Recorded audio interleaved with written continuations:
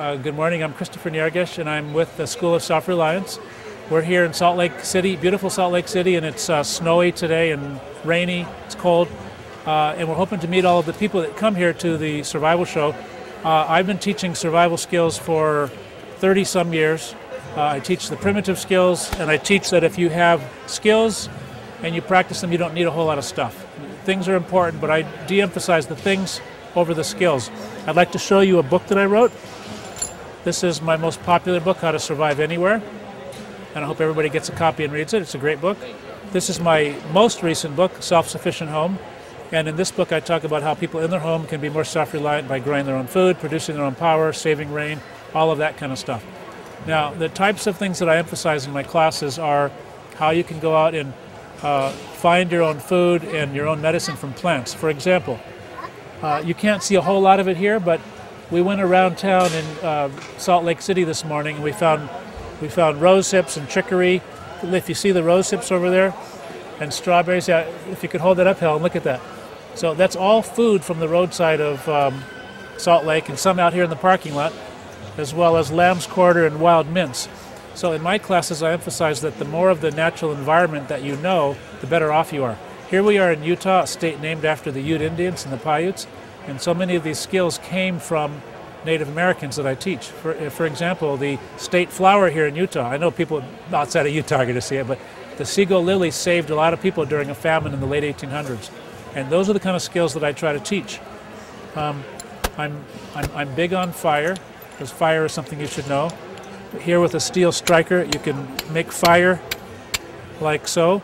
And let's walk around here. I want to show you some of the other plants that I teach people. I brought a lot of yucca, and this is found all over the state. This is really like nature's hardware store when I show people this. And when you shred it, you get stuff like this, like fine fiber, okay? And look what I've been making. If you know how to twine, you have useful twine for making sandals, making ropes, making nets, making fish hooks, all sorts of things. So this is a really good skill that people can practice. Even if you folks watching get thrown in prison and it's a bum rap, you can take your bed sheets. If you know how to twine, you can make some rope to escape with. And here's a traditional Native American type of a brush that I threw together in a hurry, actually, from yucca. They used it for cleaning their rocks and their stones, but it could be softened and used for cleaning your skin and so forth. And then I also was demonstrating the hand drill, the primitive way to make fire. You got to do it on the ground. You want to see a little demo on the ground? Okay. So this is how people made fire in the old days. Well, I'm not actually going to start it, but I'm just going to show you how it's done.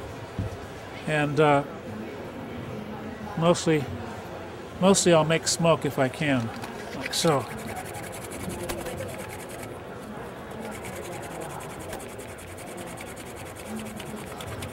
See the smoke rising? So if you don't pass out, you do it until you get dust right here. But the easier way is the bow and the drill. I'll give you a little demo on that.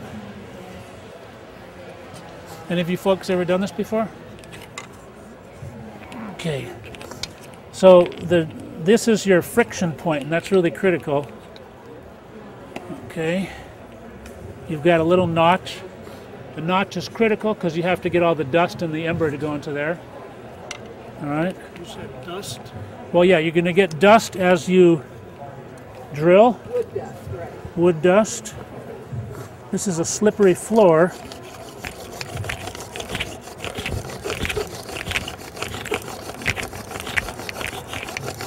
But the dust goes into the notch.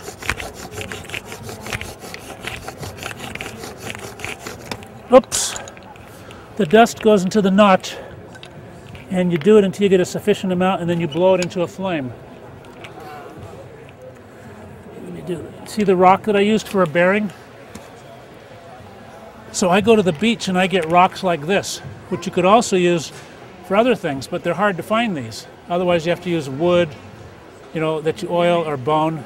You find one with a dent in it? So, yeah, it's hard to find those at the beach. Yeah, I guess so. Some places you can find a lot of them. I twist this on. Let me try again. But the rule of thumb is you do it until you get a coal or you pass out. All right? Do you have to have the right kind of wood? Well, you want dry wood, obviously. I'm using willow, which I like. And you have willow here in Utah, and you have it all over the world. I'm not sure if the fire marshal is going to be happy about this, but I'm doing it for this guy, for the Survivalist magazine. Okay, so look at the dust that's collected. The black stuff in that notch. So that's how you do it. See, it's still smoking? That's success. Now, if I was in the woods, I'd put this into some tinder, blow on it. All the fire alarm things would go off in here, and we get sprinklers probably. But this is what you get. See? But I didn't come here to make fires inside the convention hall. But that's success. Then you put that into sufficient, proper tinder. I'm going to put it out. So my website for people who want to take the classes and learn about the books and the videos is it's either self-reliance.net or www.christophernyerges.com. And I hope you all come to the site. If you have questions, there's the email on the site that you can contact us with.